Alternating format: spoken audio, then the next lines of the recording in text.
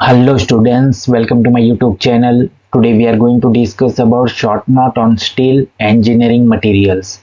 So आज हम discuss करने जा रहे हैं स्टील के बारे में और उसके टाइप्स के बारे में. So without wasting much time, let us start this video. Introduction. It is an alloy of iron and carbon with carbon content up to 1.5% with small amount of manganese, silicon, sulfur and phosphorus.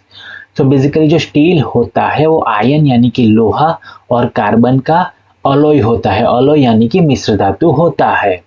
With carbon content up to 1.5% यानी कि इसमें carbon की मात्रा 1.5% होती है. With small amount of manganese, silicon, sulphur and phosphorus और इसमें थोड़ी मात्रा में मैंगनीज होता है, सिलिकॉन, सल्फर एंड फॉस्फोरस भी मौजूद होते हैं. It is made by oxidizing carbon and other impurities in the pig iron until carbon content is reduced to the required level.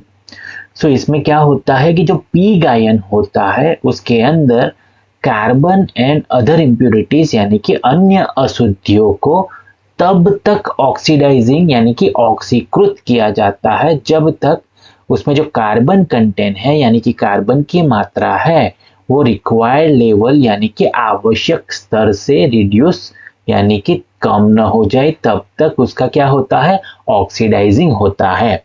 अब ऑक्सीडाइजिंग का क्या मीनिंग होता है? तो ऑक्सीडाइजिंग तो हम ऐसा बोल सकते हैं कि किसी पदार्थ का ऑक्सीडेशन होना जिसमें वह जो पदार्थ है वो ऑक्सीजन को ऐड करता है यानी कि जोड़ता है और इलेक्ट्रॉन को लॉस करता है यानी कि इलेक्ट्रॉन खो देता है. एग्जाम्पल के तौर पे हम अगर लें ऑक्सीडाइजिंग के बारे में तो आयन जो होता है वो रिएक्ट करता है एयर और मॉइस्चर के साथ जिससे वहां पे क्या लगता है, रस्ट लगता है जिसको हम जंग बोल सकते हैं. तो उसको ऑक्सीडाइजिंग बोलेंगे. Types of steel: mild steel or low carbon steel, medium carbon steel, high carbon steel and alloy steel. So these are the types of steel. So first one, mild steel or low carbon steel. Carbon content varies from 0.08 to 0.15%. सो यहाँ पे क्या है, mild steel जो होता है उसमें carbon very होता है 0.08 टू 0.15% यानी कि 0.08 से लेकर 0.15% तक कार्बन कंटेंट इसमें वेरी होता है. Properties: it is ductile and soft and cannot be hardened by heat treatment. So basically जो माइल्ड स्टील जिसको हम लो कार्बन स्टील बोलेंगे वो कैसा मटेरियल है, डक्टाइल है एंड सॉफ्ट है. सो यहाँ पे डक्टाइल क्या क्या मीनिंग होता है कि डक्टाइल यानी कि हम बोल सकते हैं कि उसको इजीली हम खींच सकते हैं यानी कि उसकी डक्टिलिटी अच्छी होती है. एंड सॉफ्ट होता है and can not be harden bye heat treatment यानी कि उसको हीट ट्रीटमेंट दी जाती है तो वो क्या होता है, कठोर नहीं होता है. हार्ड यानी कि कठोर नहीं होता है. It can be machined and welded यानी कि इसे मशीनिंग और वेल्डिंग द्वारा आकार दिया जा सकता है. ओके, अब मशीनिंग आपको क्या होगा, मशीन यानी कि एक ऐसी प्रक्रिया जिसमें हम किसी मेटल या अन्य सामग्री के बड़े टुकड़े में से फालतू हिस्से को काटकर, छीलकर और घिसकर उसके एक सही आकार दे सकते हैं जिसको हम बोलेंगे मशीनिंग. सो वेल्डिंग तो बेसिकली सबको पता होता है वेल्डिंग किसको बोलते हैं. Applications: used to make nails, nuts, bolts, rods, wires, rivets, structural materials used in bridge and building, pressure vessel etc. So basically यहाँ पे जो हम बात कर रहे हैं लो कार्बन स्टील की, उसमें क्या होता है इसका यूज हम कहाँ करेंगे, तो नेल बनाने के लिए, यानी कि कील जो होती है वो बनाने के लिए, nut, bolt, rod, wires, rivet, structural material जैसे कि हम बोल सकते हैं ब्रिज यानी कि पुल बनाने के लिए, बिल्डिंग मटेरियल बनवाने के लिए इसका इस्तेमाल किया जाता है।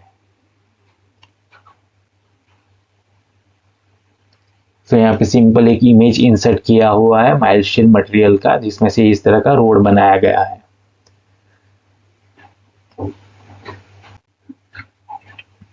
Medium carbon steel carbon content varies from 0.3 to 0.6%।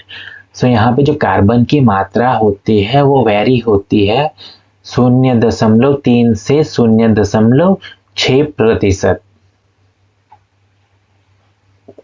Properties, mechanical properties can be improved by heat treatment process. So यहाँ पे हम अगर मीडियम कार्बन स्टील को हीट ट्रीटमेंट प्रोसेस देते हैं तो उसकी जो मैकेनिकल प्रॉपर्टीज होती है वो इम्प्रूव हो जाती है, यानी कि उसमें सुधार होता है। It can be easily forge, rolled, machine and welded, यानी कि यह आसानी से हम उसको फोर्ज कर सकते हैं, रोल कर सकते हैं, मशीन कर सकते हैं और वेल्ड भी कर सकते हैं आसानी से। किसमें? मीडियम कार्बन स्टील में। तो सिंपल याद रखना है कि अगर हम मीडियम कार्बन स्टील को हीट ट्रीटमेंट प्रोसेस देते हैं तो इसकी मैकेनिकल प्रॉपर्टी इंप्रूव होगी और इसके थ्रू हम उस मटेरियल को फोर्ज भी इजीली कर पाएंगे, रोल, मशीन एंड वेल्डिंग भी इजीली कर पाएंगे। Applications, it is used in manufacturing axle, shafts, connecting rod, turbine rotor etc। सो यहाँ पे जो एक्सेल होता है, शाफ्ट होता है, कनेक्टिंग रोड और टरबाइन का जो रोटर होता है उसका मैन्युफैक्चरिंग यानी कि निर्माण करने में इसका इस्तेमाल किया जाता है। So here you can see ये है मीडियम कार्बन स्टील से बनाया गया है।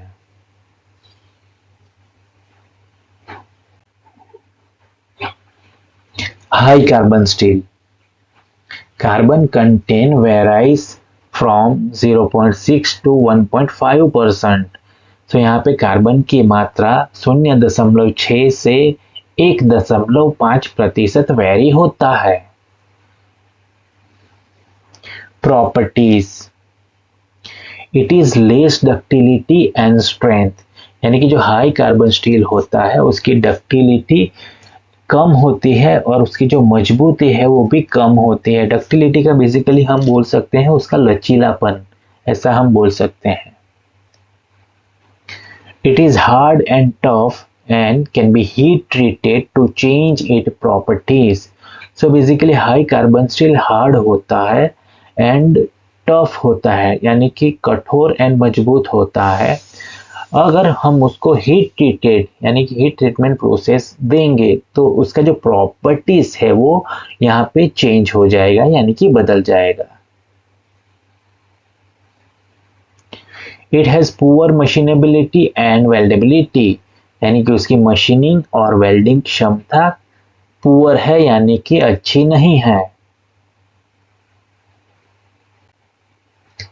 Applications, it is used in cutting tools, knives, razors, hacksaw blades, drills, music wires, hammers, hand tool etc। So basically जो हाई कार्बन स्टील होता है वो यहाँ पे ये कटिंग टूल्स का निर्माण करने में भी यूटिलाइज होता है। उसी तरह नाइव्स यानी कि चाकू, रेजर्स, हैक्सो ब्लेड जो होती है, ड्रिल्स, म्यूजिक के वायर्स, हैमर्स और हैंड टूल्स जो भी है उसका निर्माण करने के लिए यहाँ पे हाई कार्बन स्टील का यूटिलाइज होता है। सो over here you can see alloy steel। In addition to carbon, alloying elements like manganese, silicon, chromium, tungsten, nickel, etc. are added to plain carbon steel in order to improve the mechanical properties like hardness, strength, machinability, corrosion resistance, toughness etcetera. तो यहाँ पे ऐसा कहा गया है कि alloy steel यानी कि स्टील की मिश्र धातु, तो यहाँ पे कार्बन के अलावा मैंगनीज, सिलिकॉन, क्रोमियम, टंगस्टन और निकल, इस तरह का जो अलॉइंग एलिमेंट है, मिश्र धातु है, उसको यहाँ पे प्लेन कार्बन स्टील के अंदर क्या किया जाता है, ऐड किया जाता है, जिससे क्या होगा कि जो मैकेनिकल प्रॉपर्टीज है वो इम्प्रूव होगी, राइट। अब मैकेनिकल प्रॉपर्टीज जैसे कि hardness, strength, machinability, corrosion resistance, toughness, right. तो यहाँ पे ये जो है हार्डनेस, स्ट्रेंथ, मशीनेबिलिटी, टफनेस, वो क्या है, मैकेनिकल प्रॉपर्टीज है जो क्या होती है, इम्प्रूव होती है।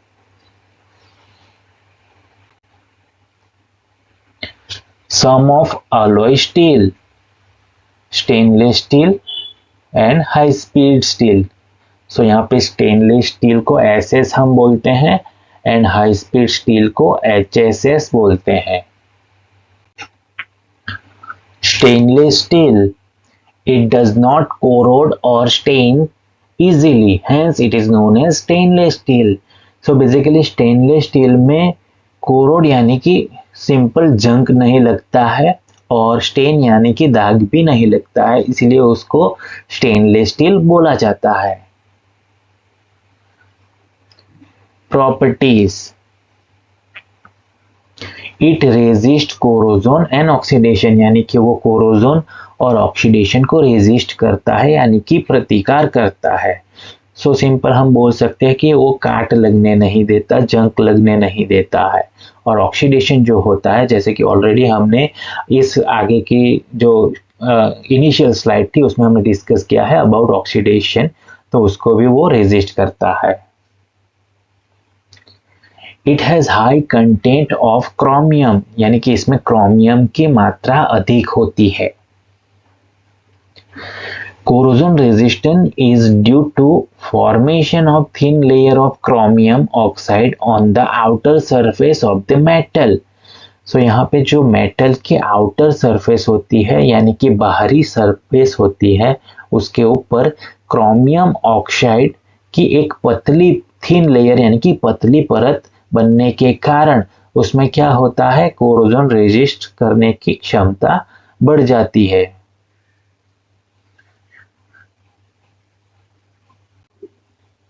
Applications, it is used in kitchenware, surgical and dental instruments, knife blades, shaft, turbine blades, etc. So basically stainless steel का इस्तेमाल किचनवेयर यानी कि रसोई के बर्तन, सर्जिकल एंड डेंटल के जो इंस्ट्रूमेंट होते हैं उसको बनवाने के लिए, knife blades, shaft, turbine blades, इस तरह के जो है उसमें उसका निर्माण करने के लिए यहाँ पे स्टेनलेस स्टील का इस्तेमाल किया जाता है, क्योंकि स्टेनलेस स्टील क्या करता है, कोरोजन जो होता है उसको रेजिस्ट करता है।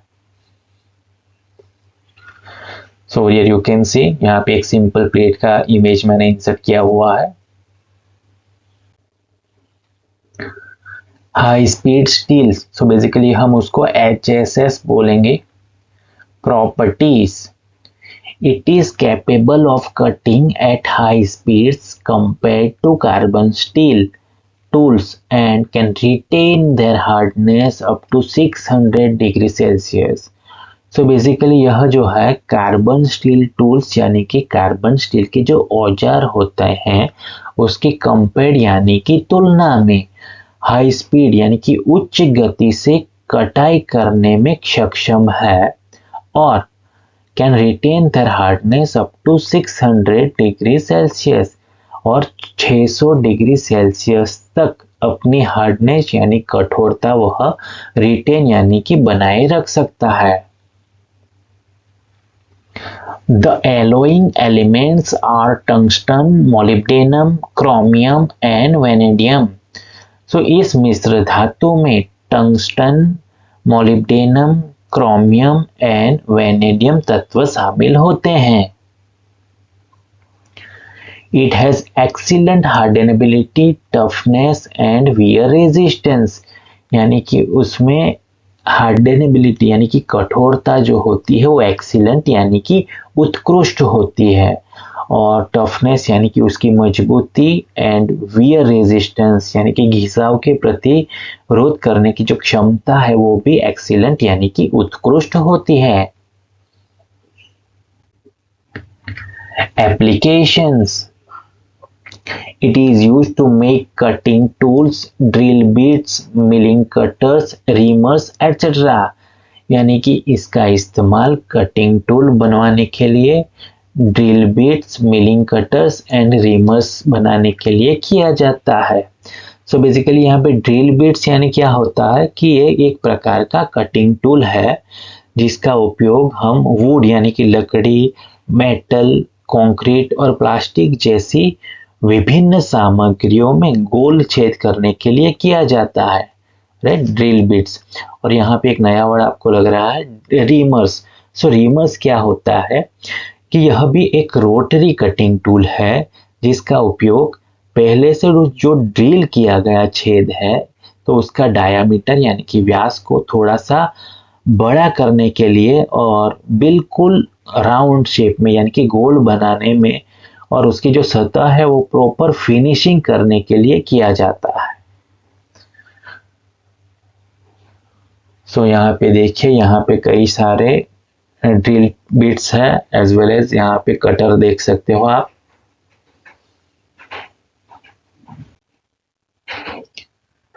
Thank you for watching. Like, comment, share and subscribe to my channel.